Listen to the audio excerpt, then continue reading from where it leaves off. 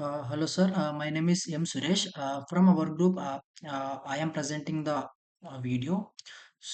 Today, now I am going to present a research paper named Efficient Estimation of Word Representation in Vector Space by Tomas Mikolov and his team.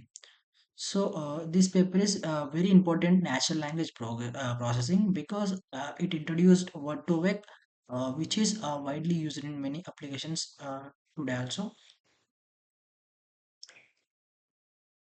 Okay, let's start with a simple idea.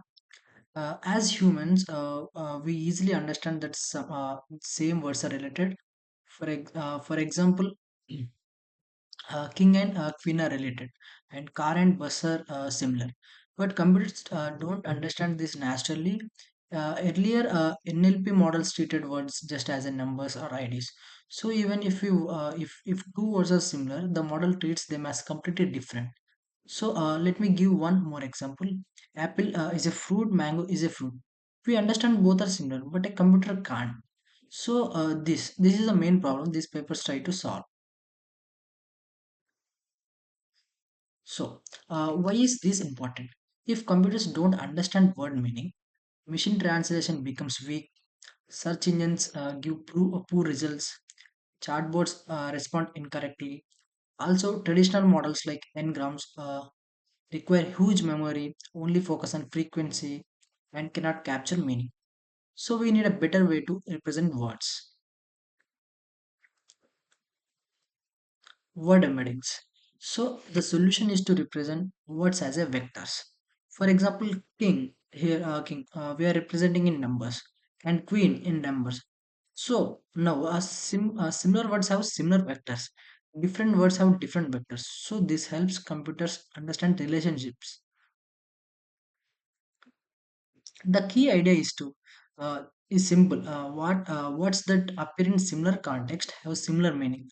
For example, I drink coffee in the morning and I drink tea in the morning. So this looks both similar, but you can think of this like how children learn language, right? And they don't use dictionaries. They learn from usage and patterns. So same idea is used here because this sentence looks similar sentence like, so they will have similar vectors also. Goal of the paper is to learn high quality word vectors, use large data sets, and reduce computation time and improve accuracy. So they focus on efficiency plus performance mainly. Now coming to traditional models, earlier models like NNLM and RNN were used, but they had problems. The problems are very slow and complex and high competition. So let me explain clearly. Like a it contains more hidden layers. So there are more calculations and large vocabulary. So there are huge competitions. That way, simplifying the model was necessary.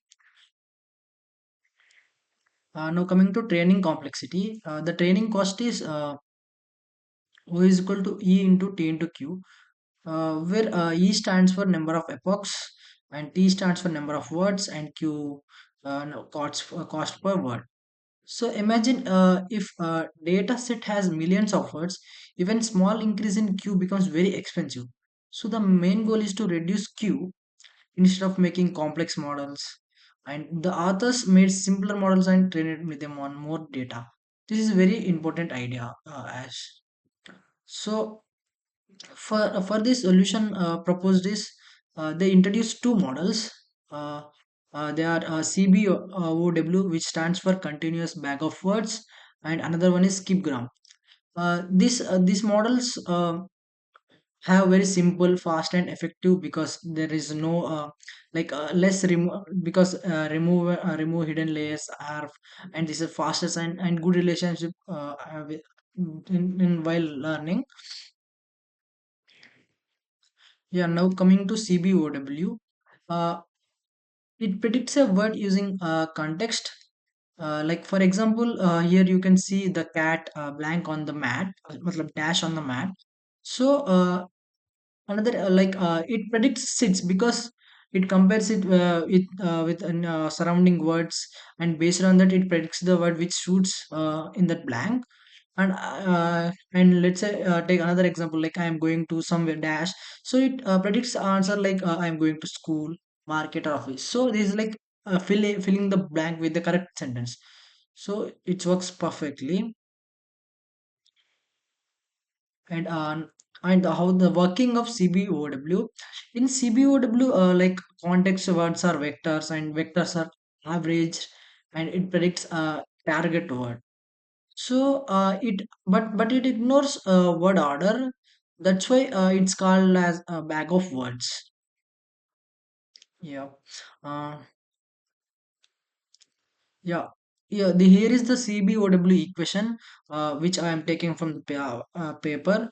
The equation is Q is equal to N into D plus D into log to the base V, where n stand when n is context size, and d is vector size, and v is vocabulary size. So first part is input processing, and second part is output prediction. Which first part is n into d is input processing, and d into log to the base v is output prediction. So using log v, it reduces computation significantly. Now coming to another model, skipgram model. It does totally opposite to the CBOW. Like it takes input as input one word, and output is surrounding words. For example, here is cat, and this give the surrounding words, like it takes before and after the words. Yeah. Now let's going to next slide. Why skipgram is powerful? So let's understand why it is more powerful. So it captures deeper relationship. In CBOW, we use context to predict a word, but in skipgram, we use a word to predict multiple surrounding words. So each word is treated as very important, and it works very well for rare words. In real world data, some words appear very less. CBOW might ignore them because it averages context. But in skipgram, learns from each word separately, and even rare words get a proper representation. And here, better semantic understanding. Like semantic means a meaning based relationship. For example, doctor and hospital, and teacher and school. So skipgram learns this relationship more clearly. So overall, skipgram focus more on meaning, which is why it performs better in many tasks. Yeah. Now coming to skipgram equation. Here, q is equal to c into d plus t into log to the base v, log to the base to v. C is the context window size, and D is the vector dimension, and V is the vocabulary size. Now, for what does this mean? So, for each word, we are predicting multiple surrounding words.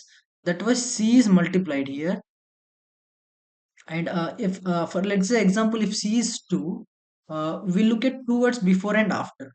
If C is equal to 5, we look at more words for better understanding. But more contest is converts to more competition. So this equation shows a trade-off, like for larger window, better learning, and slower competition. And in real world's application, we choose a balanced value. In Now coming to this slide, training techniques. Like it uses stachotic gradient descent and back propagation. These are standard techniques used in neural networks. But the important part is hierarchical softmax. Normally, when predicting the word, we need to check all words in vocabulary, and this is very expensive. But hierarchical softmax, it uses a tree structure and reduces computation from V to log to the base to V. So instead of checking thousands of words, we check only few. This makes the model very efficient for larger data sets. And the very interesting result is that this is like the king minus man plus woman equivalent to queen. So this model is not told what king means. It only reads text data. Still, it learns like king is related to man and queen is related to woman. So mathematically, king is a king vector and man vector plus woman vector is equal to queen vector. So this shows that vectors are not random numbers. They actually represent meaning and relationships. This is and for that's why this is very powerful idea. So it means we can perform arithmetic on words and still get meaningful results. This discovery challenge NLP completely. And example from papers, the papers give many similar example. For example, in Paris, France, and Rome, Italy. This shows a geographic relationship. Another example, bigger, and smaller. This also shows grammatical relationship. Like all these are learned automatically, no rules are given and no human coding, only learning from data. So this is what makes this model powerful, very powerful. And evaluation method, to test the model, the authors created a data set. It contains semantic questions, which it gives meaning based, and syntax questions, which it gives grammar based. Total around 90,000 questions. Example question like bigger is equal to small, is there a question mark? The model calculates a vector of big and how it converts to vector of bigger, then applies same equation to small and find what is after the small, which I have shown here. If a bigger is equal to small and this is not given, and so it checks and it predicts correctly. So then it finds the closest word. If correct is equal to count as success, so accuracy measured based on correct prediction. So this shows how well the model understands language. So now coming to the result, CBOW is faster and good for syntactic task, and skipgram slightly slower and better for semantic task. Overall, compared to both of these models, skipgram performs better than CBOW. Uh, and now So here demo training word to vec example code. In this code, we created a small data set which is trained word to vec model. Each word becomes a vector of numbers. For example, NLP, you can see here NLP vector of 100 numbers. This number may not make sense individually, but together they represent meaning. Like here, NLP is very interesting, and I love natural language processing, and machine learning is fun, like that. But if model is trained well, similar words will appear closer. For example, NLP may be close to the language or learning. In real data set, results are much better because data is larger. So this demo just shows the concept in this code. So now coming to applications, these models are used in many real world application. For example, search engines like understand meaning of queries, and machine translations. It translate better using word relationships, and in chatbots, it gives meaningful responses, and recommendation systems. It suggests relevant items, and in speech recognition, it improves understanding of spoken words.